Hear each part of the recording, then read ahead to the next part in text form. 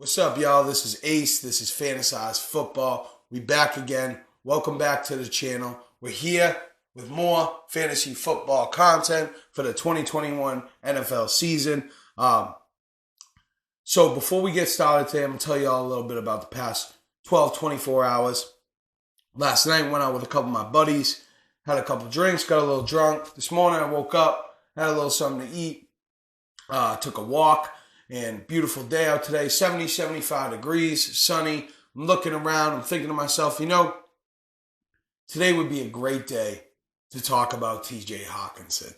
So that's what we're going to be talking about today. My boy TJ Hockenson and why I think he could be one of the elite tight ends in 2021 fantasy football. But before we get into that, I did want to give a quick shout out, say thank you to all of the new subscribers and all of the current subscribers. Before that, everyone that came in and showed love on last week's videos. It really means the world to me. I can't even put it into words, honest to God.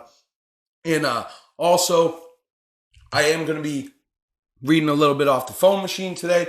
We got a lot of numbers to talk about and stuff. So if you see me kind of looking down, whatever, that's because I'm checking on that stuff. But yeah, man, I'm not really too used to that either because a lot of the time I kind of freeball most of my stuff. I mean, I have notes and I have an idea what I want to talk about and stuff. But if I fumble any of my words or anything like that, don't worry, I'm going to pick it up and I'm going to run with it. But yeah, we got a lot to talk about today. So without further ado, let's just get right into it and talk about TJ Hockenson and why I think he could take that big leap into being one of the elite tight ends for fantasy football in 2021. So we got to start off talking a little bit about last year. Hockenson finished as the tight end 5 in PPR. He had 101 targets, 67 catches, 723 yards, and 6 touchdowns, bolstering a 66.3% catch rate at 7.2 yards per target. Now, as for the Lions last year, they threw the ball 582 times. TJ Hockenson held a 17% target share in the offense. And then this year, we got Galladay and Marvin Jones, 2 of the top options on the team, out. And obviously, Galladay was hurt a lot last season, but between those two and Mohamed Sanu, leaving behind a whole bunch of targets. So yeah, man, they replaced them with Rashad Perriman, Tyrell Williams in free agency, and Amon-Ra St. Brown in the draft. I don't see any of them really being too much of a threat to Hockenson as the number one option in his passing, in the passing game at least. Because they invested 4th round draft capital in Amon-Ra St. Brown. Rashad Perriman and Tyrell Williams both kind of showed some flashes, but none of them really seem like the type of cats that are going to really take away too much from TJ Hockenson. So I do expect him to be the number one option in the passing game there. So obviously Matt Stafford's out, Jared Goff's in. The Lions should have a relatively poor defense, probably be a relatively bad team overall, leading to a lot of negative game scripts where they're going to have to throw the ball a lot, which is obviously really good for TJ Hockenson too.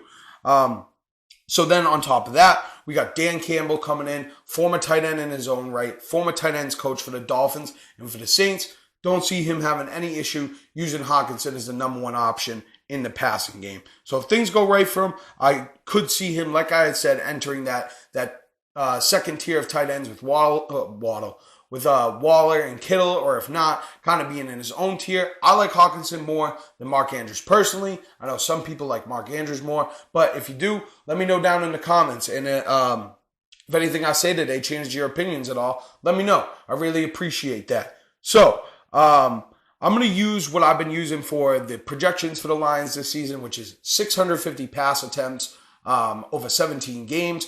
But before we get into TJ Hockenson too much, I do want to touch on Jared Goff real quick and what he's done over the past few seasons. So, in 2018, Goff threw the ball 561 times, 364 completions, 4,688 yards, 32 touchdowns, 11 interceptions, 64.9% completion rate at 8.5 yards per attempt. Then in 2019, he threw the ball 626 times, 394 completions, 4,638 yards, 22 touchdowns, 16 interceptions, 62.9% completion rate at 7.4 yards per attempt.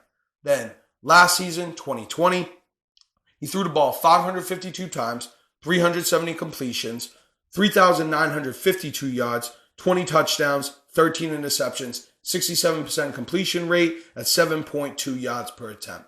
Now, if you take all those stats, right, and you average it out, he was averaging a 64.9% completion rate, 7.7 yards per attempt, and a 4.3% touchdown rate.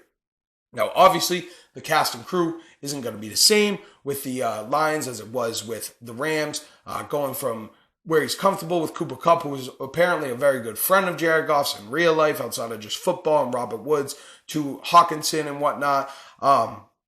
I would expect Jared Goff to see some sort of a dip in his efficiency. So we're going to adjust these averages a little bit. So we take that 64.9% completion rate, 7.5% decrease, 60% completion rate, 7.7 yards per attempt, another 10% decrease, that's 6.9 yards per attempt.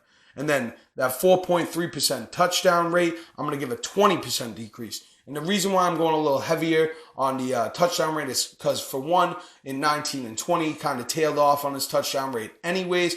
But on top of that, I just don't see as many immediate scoring opportunities with the Lions as there were with the Rams. So that's why we did the 20% decrease from 4.3% to 3.44%. Now, based on those 650 attempts for the Lions this season, 60% completion rate, 390 completions, 6.9 yards per attempt, 4,485 yards, and that 3.44% touchdown rate, that's 22 touchdowns.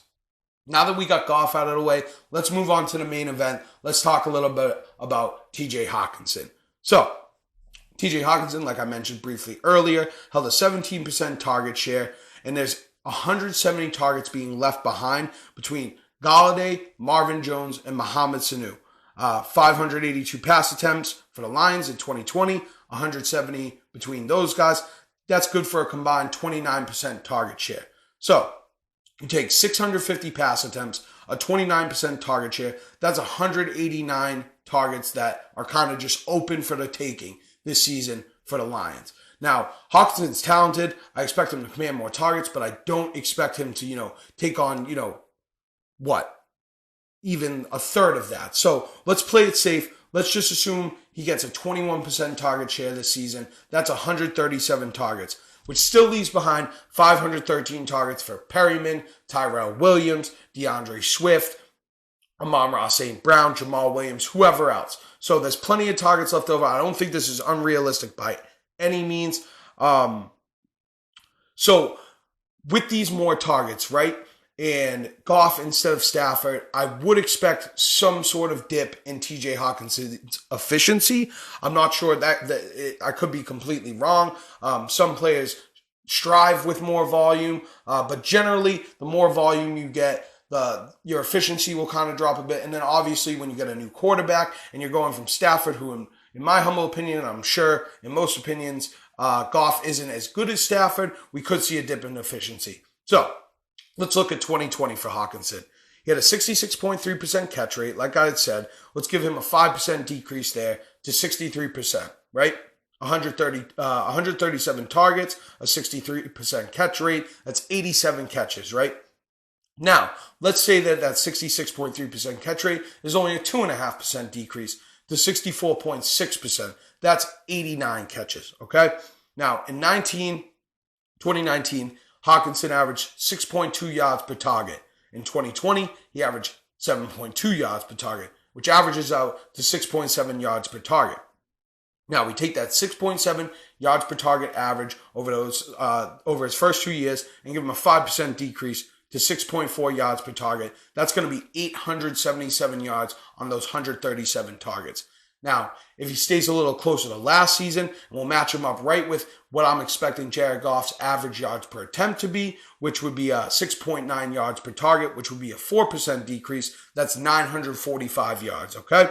So, now let's talk about the touchdowns a little bit. And this is always a hard stat to measure, so bear with me here, but I'm going to do the best I can. So I do expect TJ Hockenson to be the primary red zone target with Jones and Golladay gone. He had a 5.9% touchdown rate based on his touchdowns to his targets last season, 2020. I'm still going to assume at least a slight decrease with Jared Goff and the more volume. So we take a 10% decrease from 5.9 down to 5.3%, 137 targets, 5.3%. That's 7 touchdowns, right? Now, let's assume he stays at that 5.9% touchdown rate. 137 targets, 5.9% touchdown rate. That's 8 touchdowns. Now, that's a potential stat line for TJ Hockenson, right? I'm doing kind of what I think kind of a floor is for him, and then like more like what I expect. So more of like the floor, I'm saying 137 targets, 87 catches, 877 yards, and 7 touchdowns, which would be good for 216.7 PPR fantasy points, breaking it down to 12.75 PPR fantasy points per game. So now let's look more at like what I expect. So we're going to take that and we're going to go with the same 137 targets, 89 catches, 945 yards, and 8 touchdowns. Good for 231.5 PPR fantasy points, 13.61 PPR fantasy points per game. Now, it's not a huge difference in the catches, but it's just under another 100 yards and another touchdown, making almost a point per game difference, which, I mean, it doesn't seem like a lot, but a point per game does matter. So with that out of the way, I quickly want to kind of touch on what I think Hockenson's ceiling is. All right. So let's assume that instead of a 21% target share, he takes on a little more of the workload and he gets a 23% target share, which is actually only a difference of 11 targets. So 148 targets, but with similar efficiency to what he had in 2020. So for like example, Darren Waller went from a 26% target share in 2020, 22% in 2019, saw a big increase in his target share. I could see something similar happening with TJ Hockenson here. There's no true number one receiver. It's a very similar situation to Darren Waller in Las Vegas. Obviously, the big difference being the quarterback change, but I could see a similar scenario here. So we'll take that 148 targets, right, that I mentioned. 23% target share on 650 attempts. Let's say he maintains that 66.3% catch rate. That's going to be 98 catches. And then we'll use that same 6.9 yards per target. Won't bump that at all, just to keep it safe. That's 1,014 yards. A slight increase in the touchdown rate, which I do think may be a little bit unlikely, but you never know, man. I mean, more opportunity. Maybe he creates some more touchdowns for himself, busts off like, maybe a 25, 30-yard touchdown here and there. So we'll take that 5.9%, 3% increase to 6.1%. That's 9 touchdowns. Potential stat line of 147 targets, 98 catches, 1,014 yards, 9 touchdowns. Good for 253.4 PPR fantasy points, 14.9 PPR fantasy points per game. So I do see a scenario this season where Hockenson becomes a 90-catch, 1,000-yard guy and can score, 7 to 9 touchdowns. And if that happens, then he kind of does hop into that Darren Waller Kittle tier. And that's kind of what I'm saying here. If all goes right for him, he becomes kind of a steal in that 5th, 6th round, 12-team leagues. Sometimes we did that mock draft where he fell to the 6-12. I don't expect that to happen in 12-team leagues often, but hey, in a 10-team league, you could probably get him in the 7th round. And if that's the case, in most leagues, you're going to be seeing somewhere between a round and a half, 2-round value between Kittle and Waller and TJ Hockenson. I think that's an absolute steal. So even at the low end projections, I do see him being a good value at that. So even if he doesn't hit his ceiling, if he's closer to his floor, there is still a lot of value there. So that's why I really love TJ Hockenson this year, man. And I think he's going to be a great value in fantasy drafts. He's a guy that I'm targeting all over the place if I don't get one of those Kelsey, Kittle, and Wallers. But yeah, that's kind of where I'm at, man. I see him being anywhere from that mid-80s to 90 catches, somewhere between like 850 and 1,000 yards, 7 to 9 touchdowns. And if that's the case, that's a great value for a 6th, 7th round tight end. And hey, if all goes right, he's this year's Darren Waller. So if y'all feel the same way, let me know down in the comments. If you disagree, let me know too, man. There's nothing wrong with that. But yeah, I really hope you guys liked the video. I hope this was insightful and it made you kind of open your eyes to TJ Hockenson as the type of cat that really could take that next step and be an elite tight end for fantasy football. Because Lord knows, we all know there's not many of them out there. So if this was helpful, man, leave a like on the video, subscribe to the channel if you're not already, turn on that bell so you can get notified when more videos come out. We got more stuff coming this week. I really hope y'all enjoyed the video. Like I said, if you did, let me know. I really appreciate it. Thank you. Love you. Peace.